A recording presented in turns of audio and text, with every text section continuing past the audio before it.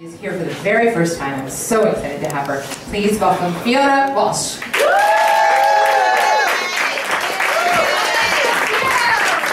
Well, one of the main things that you need to know about Ireland was back in the, well, truthfully up until maybe 10 years ago, there were only two of the most important pictures hung in Ireland. One of them was of Jesus, or the Sacred Heart. He was sort of blonde and blue-eyed, and he had his chest wide open with a heart surrounded by a crown of thorns and a face that went like, "Look what you did to me!" That hung in every house almost in the south of Ireland. And the second picture was of the Pope. And the Pope, and it's hard to imagine now in these very modern days, but the Pope was actually revered back in Ireland, and it was the time when people listened to the Catholic Church. Remember those days? And you know, people paid attention when priests said you don't have to wear condoms, and you shouldn't take a pill, and you can ride your wife whenever you like, and making loads of babies, especially boys. We need lots of them. But in 1979, it was announced that the Pope was going to come to Ireland for the first time, and this was huge. This was like having the Rolling Stones and the Beatles and, I don't know, One Direction, all rolled into coming to visit Ireland. And he was going to make 3 stops. He was going to stop in Dublin, Galway and Limerick. Now, for a lot of people, this was exciting. First of all, it was almost declared a national holiday. So factories closed, businesses shut down, schools were closed. It wasn't so exciting to me because in my eyes, the Pope lacked some of the qualities of idol worship. He wasn't good looking and he didn't play tennis. And they were the 2 things for me to be attracted to somebody back in the day. But nevertheless, I was very excited to get to take the day off school.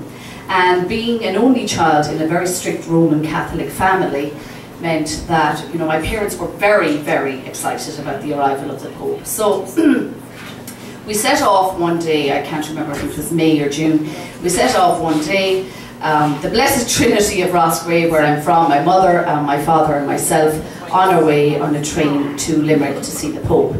And as any good Irish person knows, a day out is not complete without the picnic. And the picnic consisted in Ireland, because back in the day there weren't really like road stop cafes, and there weren't food trucks and food stalls like there are now. So people brought their food with them. So you packed a picnic, and the picnic would have been a flask of tea maybe, or some ham sandwiches, or something like that. You brought them with you anyway on the road. So we set off, and we wound up in Limerick at a giant football stadium. And there were probably about 20,000 people at this event. And you had to stop on the way to pick up your paraphernalia for listening to the Pope, because you just couldn't walk into the field with your flask of tea. You had to have your Pope paraphernalia. And it consisted of a Pope stool, which was like a small camper seat that you folded up, and a periscope, or what came to be known as a poposcope. And the periscope or poposcope was just a cardboard box with 2 mirrors in it, but it was an indication of how far away the Pope was in the actual field, because everybody was peering at him through this poposcope.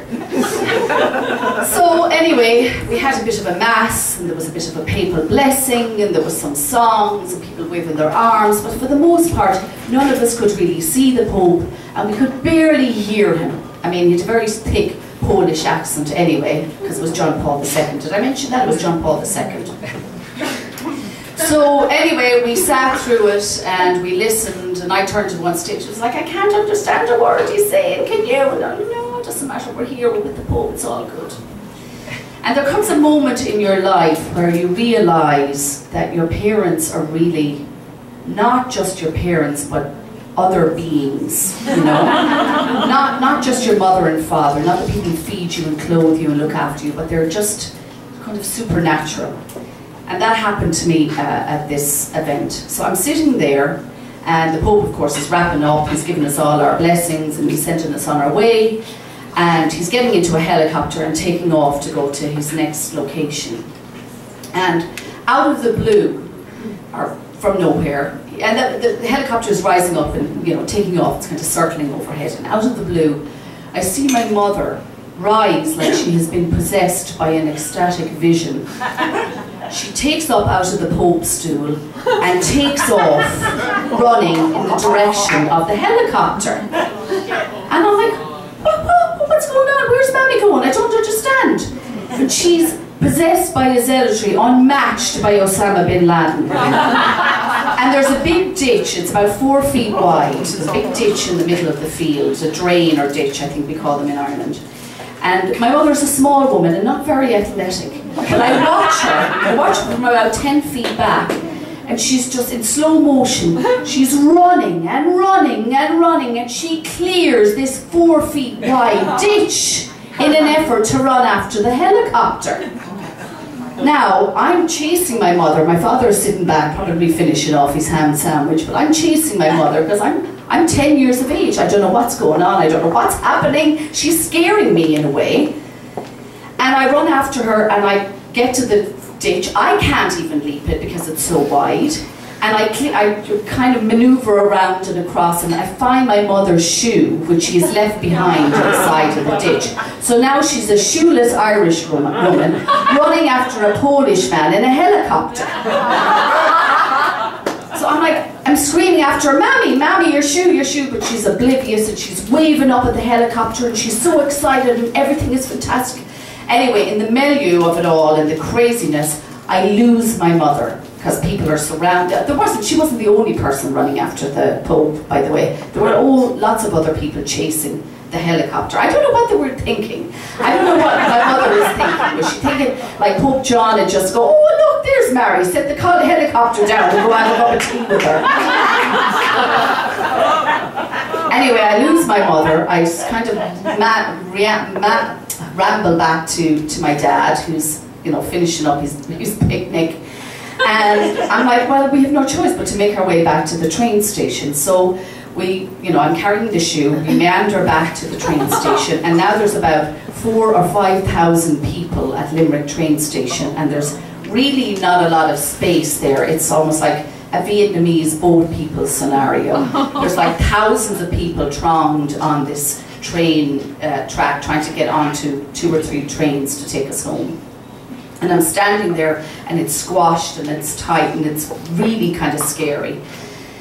And the next thing I hear someone saying, lads, patch her over, she's coming through, she's after getting a weakness. And I look up and my mother is basically being crowd surfed across the throngs of people to the front. And I reach up to her and I see her from behind and I reach up and go, Mammy! Mammy, your shoe!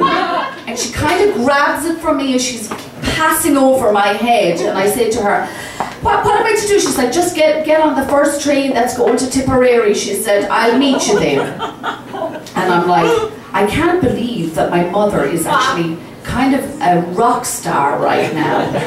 And later on she told me actually that she'd faked being sick so that she could get to the front of the crowd first.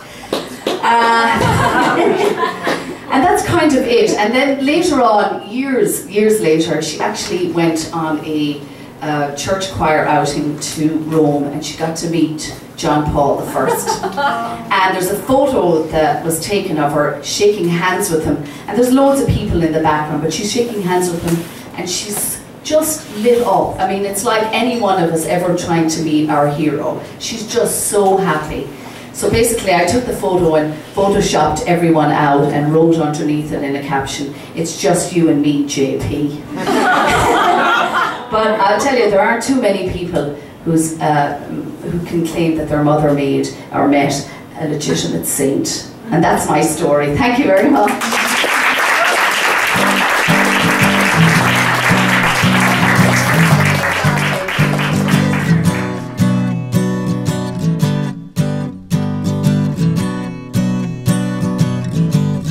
Yams the word